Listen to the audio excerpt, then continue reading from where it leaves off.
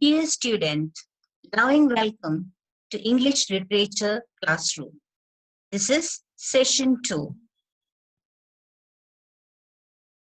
Today, we are going to study the 5th short story in Treasure Trove, A Face in the Dark, written by Ruskin Bond.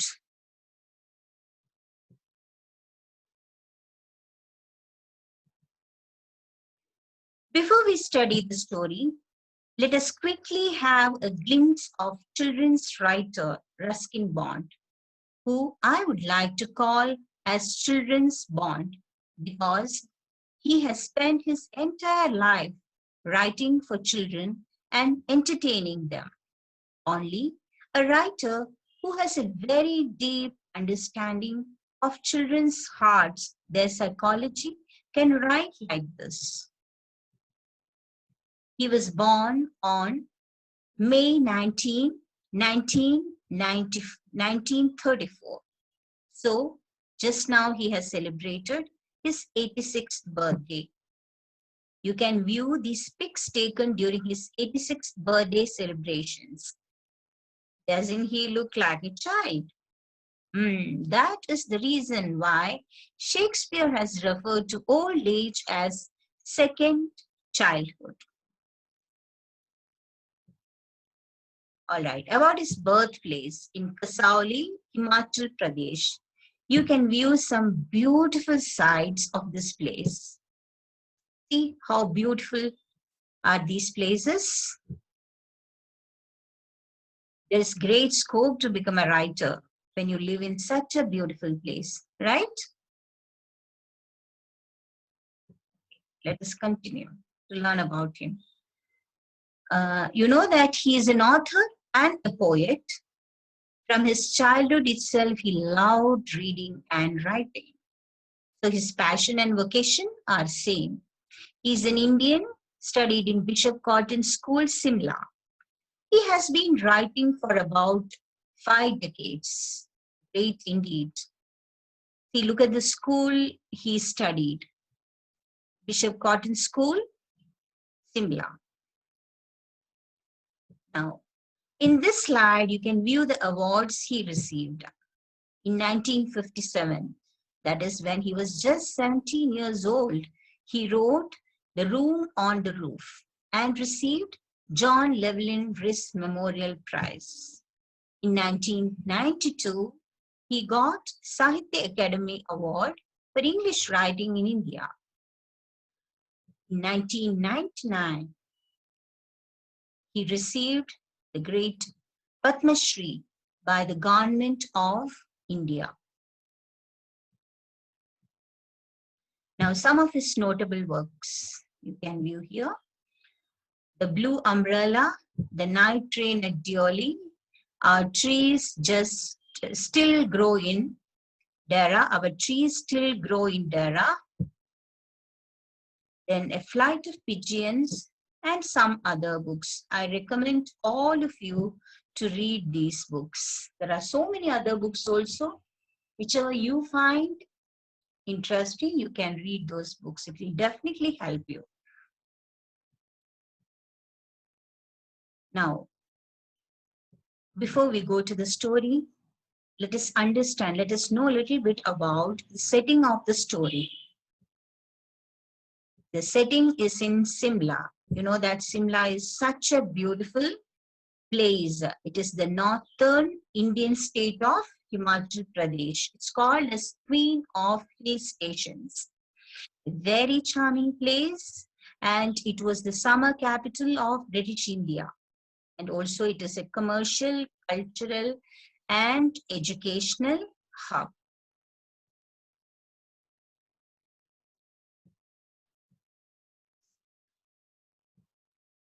Now, I will tell you the summary of the story.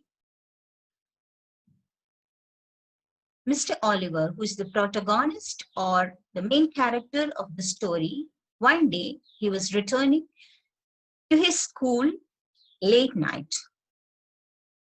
He found a boy sitting on a rock in the pine forest because he was taking the pine forest, which is the shortest route to his school. He asked the boy to look up. He found a boy there and he asked the boy to look up. The boy looked up and he was shocked to see that the boy did not have face, nose, or mouth. Shocked, he ran from there. And on the way to his school, he bumped into a watchman. And the watchman was also faceless like the boy. All right. Now let us read the lesson. You know that from the title itself, A Face in the Dark, you understand that something unnatural. The story is telling about something unnatural, something unusual, something mysterious, strange. Let us read the story. Mr. Oliver, an Anglo-Indian teacher, was returning to his school late one night on the outskirts of the hill station of Simla. From before Kipling's time, the school had been run on English public school lines, and the boys, most of them from wealthy Indian families, wore blazers, caps, and ties. Life magazine, in a feature on India, had once called it the Eden of the East. Mr. Oliver had been teaching in the school for several years. Okay, now you know that Mr. Oliver is the main character of the story. And who is he? He is an Anglo-Indian teacher. And he has been working in this school in Simla for several years. Who is an Anglo-Indian? Anglo-Indian is someone who has a mixed Indian and British ancestry. That is, maybe father is a British and mother an Indian, or vice versa. Also, if someone who is British born and live in India is called as an Anglo-Indian.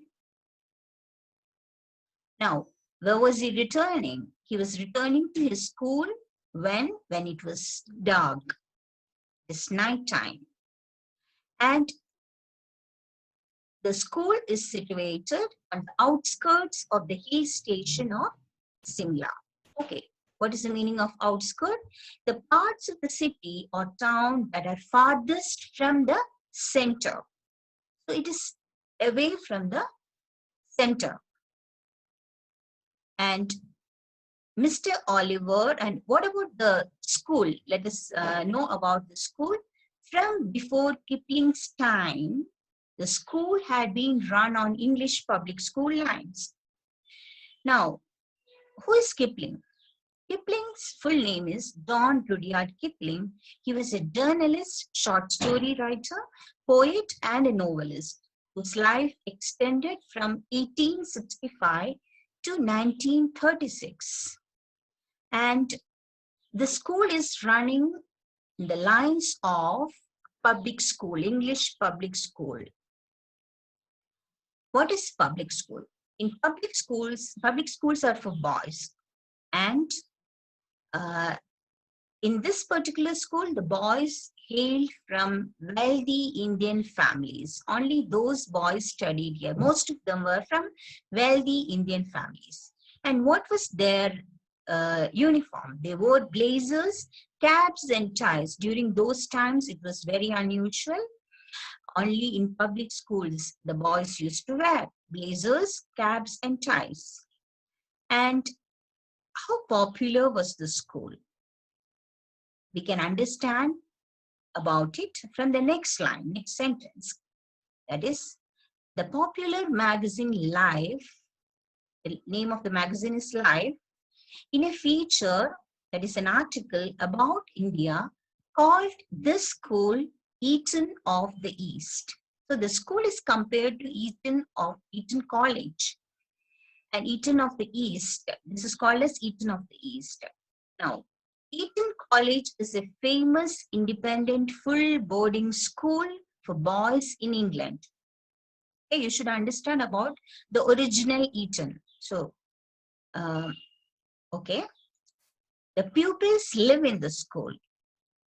This Eton College was founded in 1440 by King Henry VI. And why is it so famous? Because of its rich history. About 20 prime ministers, British prime ministers, were schooled at Eton College, it seems. You can find more details about it. If you're a curious student, you can find more details about it when you browse the net. You know, the school has produced great writers, actors, journalists, etc. So you can understand how great is the school, the quality of education the students receive in the school. Okay, so in such a school, which is called as Eton of the East, Mr. Oliver was working. All right. I hope you understood the first paragraph. Let's go to the next one. Yes. Next paragraph. The Simla Bazaar, with its cinemas and restaurants, was about 3 miles from the school, and Mr. Oliver, a bachelor, usually strolled into the town in the evening, returning after dark, when he would take a shortcut through the pine forest. See? Simla Bazaar is full of cinemas and restaurants, a very vibrant place. And where is it? It is about 3 miles from the school. Okay? And Mr. Oliver is a bachelor. Understand that he is unmarried and he is living alone. Okay? So he is leading a lonely life. So it was his habit to take a stroll. Stroll means a leisurely walk. A leisurely relaxed walk into the town, which is about 3 kilometers from the school in the evenings. So it is obvious that, you know, that Simla Bazaar is a happening place, a vibrant place with cinemas, theaters, restaurants. So you can have a joyful time there. So maybe that is the reason Mr. Oliver used to go there. And always he used to return after the sunset. Now, when he returned, he usually took the shortcut to his school, that is through the pine forest. Okay, so this is a shortcut, and it gives the hint that there is also another road to reach the school, the main road. Okay, you can view some pics there, pictures of Simla Bazaar and the pine forest. Let us go to the next paragraph. Now, when there was a strong wind, the pine trees made sad, eerie sounds that kept most people to the main road. But Mr. Oliver was not a nervous or imaginative man. He carried a torch, and its gleam, the batteries were running down, moved fitfully down the narrow forest path. When its flickering light fell in the figure of a boy who was sitting alone on a rock, Mr. Oliver stopped. Boys were not supposed to be out after dark. Yes. It is mentioned here that usually people did not dare to take this shortcut as, why? As when strong wind passed, the pine trees made sad, eerie sounds, that is mysterious sounds, which would arouse a sense of fear in the people, right? But our hero, Mr. Oliver, was not at all scared of these things. He was not a nervous or imaginative person. All right? Now, the writer here conveys that Mr. Oliver was a reasonable person and never given to unnecessary and unreasonable imagination. A brave person altogether. And what did he carry? He carried a torch in his hand. But as today, what happened? The batteries were running down and it was flickering. That is, the light was slowly fading. Because of that, His movement was fitful, that is, moved fitfully down the narrow forest path. The forest path is narrow, and he could not move steadily through the narrow forest path. It was during this time the flickering torchlight fell on a boy sitting on a rock. To his um, shock, that is, he was really surprised to see a boy at this time. Now, the teacher, Mr. Oliver, felt furious at the boy because the rule of boarding school is boys should not go out after the dark. They should be at the dormitory. Now, let us go to the next paragraph. I hope you understood this. Now, seeing the boy, Mr. Oliver asked, okay, "What are you doing out here, boy?" asked Mr. Oliver sharply, moving closer so that he could recognize the miscreant. But even as he approached the boy, Mr. Oliver sensed that something was wrong. The boy appeared to be crying. His head hung down. He held his face in his hands, and his body shook convulsively. It was a strange, soundless weeping, and Mr. Oliver felt distinctively uneasy. Now, seeing the boy, he wanted to know why the boy is here. So he asked sharply, very curtly, he asked what he was doing there at this odd time. As he could not recognize the boy, he wanted to know who this boy is. So he went closer to see who the miscreant was. Miscreant means someone who does not follow the rule. All right, now Mr. Oliver went closer to the boy, and he could sense that something was wrong. Why he felt so? He saw that the boy was crying.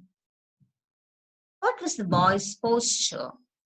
His head hung down, and he held his face in his hands. And not only that, the boy's body was shaking convulsively, that means uncontrollably. How did he weep? Strange and soundless, it was inaudible. And Mr. Oliver felt that there is some kind of difference in the manner the boy cried. Boy cried. Not the usual kind. And he felt disturbed and nervous at this sight.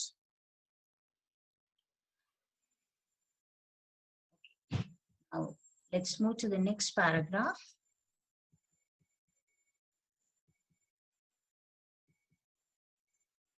"Well, what's the matter?" he asked, his anger giving way to concern. "What are you crying for?" The boy would not answer or look up. His body continued to be racked with silent sobbing. "Come on, boy, you shouldn't be here. You shouldn't be out here at this hour. Tell me the trouble. Look up." The boy looked up at his teacher. The light from Mr. Oliver's torch fell on the boy's face, if you could call it a face. It had no eyes, no ears, nose, or mouth. It was just a round, smooth head with a school cap on top of it. And that's where the story should end. But for Mr. Oliver, it did not end here. Yes. Now, you know that Mr. Oliver was very disturbed and he was really furious with the boy and all this while. But now, what happened? His anger gave way to concern. Seeing the boy crying, he started feeling some kind of sympathy for the boy. Concern, he was concerned, and he was curious to know why the boy was crying. So he inquired of the boy the reason for his miserable situation. But how much ever he prompted, the boy was not looking up. Instead, Oliver saw that boy's body was suffering from extreme pain due to silent sobbing. He was controlling his emotions.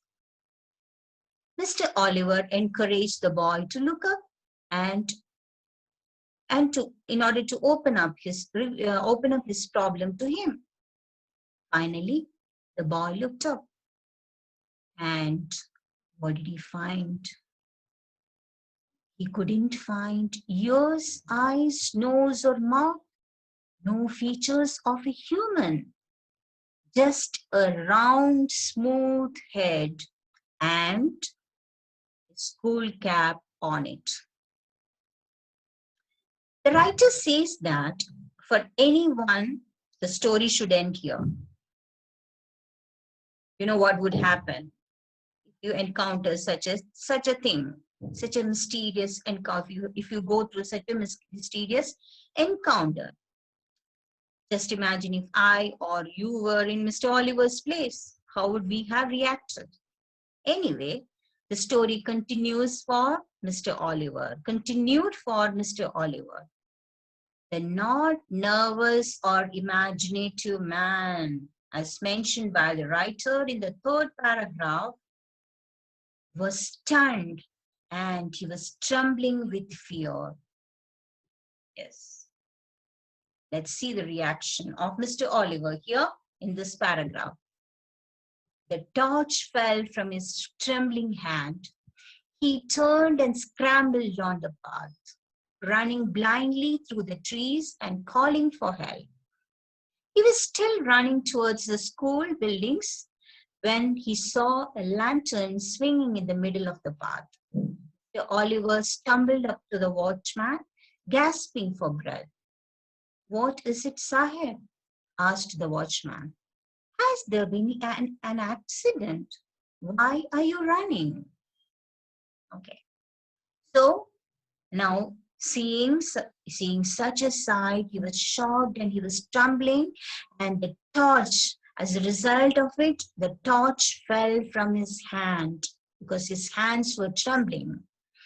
He turned to the direction of a school building and started running blindly through the trees, pushing his body forward. You know, when you are so much scared, your body becomes frozen, right? It freezes. You will not be able to move. But Mr. Oliver pushed his body forward. He just wanted to run away from such a sight. Maybe he would have thought that it's a ghost. He shouted loudly for help, and suddenly he found a lantern swinging in the middle of the path. And who is carrying this lantern? It was a watchman. You know that he had become breathless, right? He had become breathless due to fear as well as running. The watchman casually asked why Mr. Oliver was running and if any accident had occurred.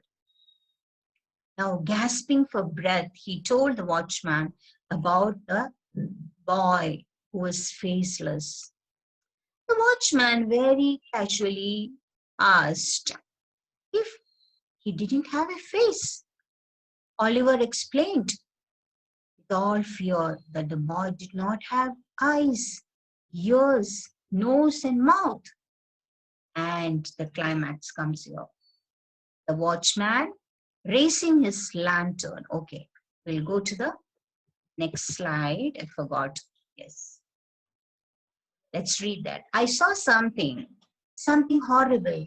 A boy weeping in the forest, and he had no face. No face, Sahib.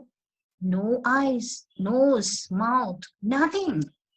Do you mean it was like this, Sahib? Asked the watchman and raised the lamp to his own face. The watchman had no eyes, no ears, no features at all, not even an eyebrow. And that is when the wind blew the lamp out. Yes. So, after this conversation, what happened? The climax comes here. Okay. The watchman raised his lantern to his own face, and Mr. Oliver found that the watchman also had no eyes, ears, no features at all, not even an eyebrow.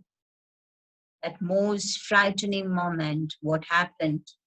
The wind blew off the lantern light, and total darkness enveloped the area. Ruskin Bond stops the story here, leaving it to the reader to guess what would have happened to Mr. Oliver next. Okay, now it is guessing time for you. You can think Mr. Oliver would have fallen unconscious. You can assume he would have got a heart attack, or he would have lost his mental stability, or anything which your any imagination lets you think of. Yes.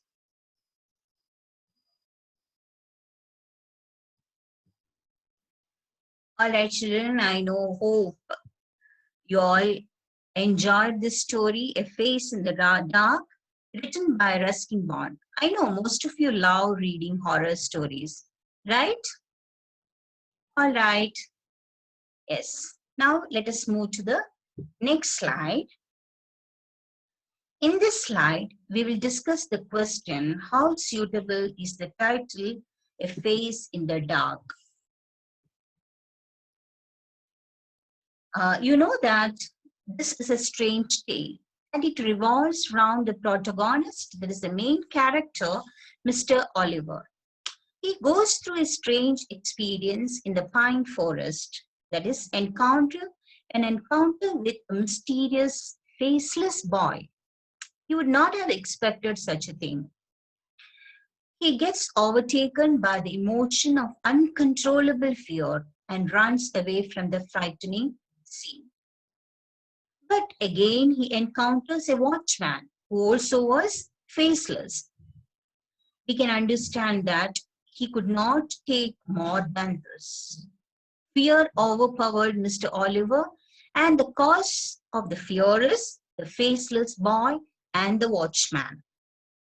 So, the title is suitable for the story. It is appropriate for the story. I hope you understood, because mostly this kind of questions come for the exam. Now, let's move to the next one.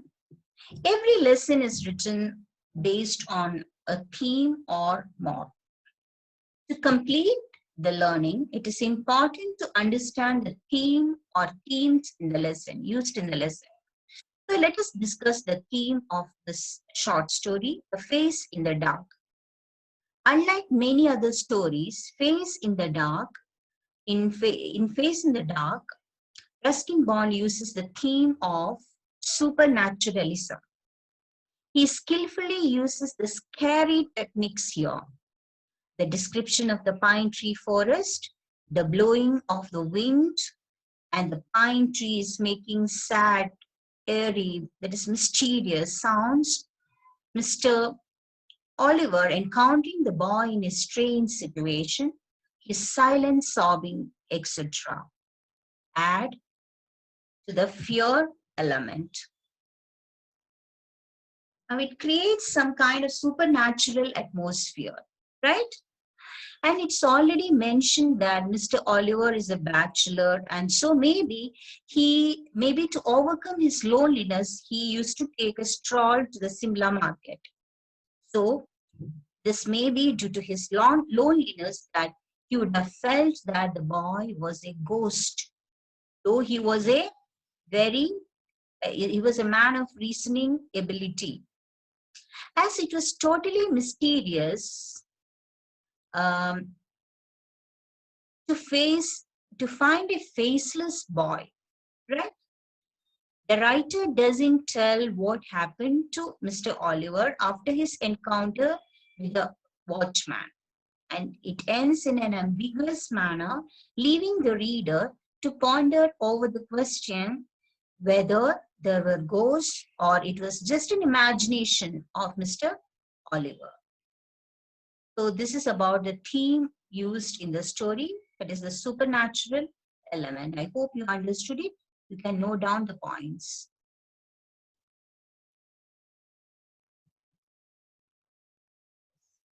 Now, before I wind up uh, this lesson, let me express my thanks to this particular video from where I have taken some pictures for my presentation. You can go to this video and watch. Use this link and view it live. Now, attention students, workbook questions. I know you don't have the workbook with you now, but workbook questions and answers are in the description box. You keep it with you. You can go through that, study that. Already we have shared the workbook questions of the cold within and television. I hope you have seen that. You can go through that. Students, so this is the end of this session. Thank you. Study well and don't delay. All right.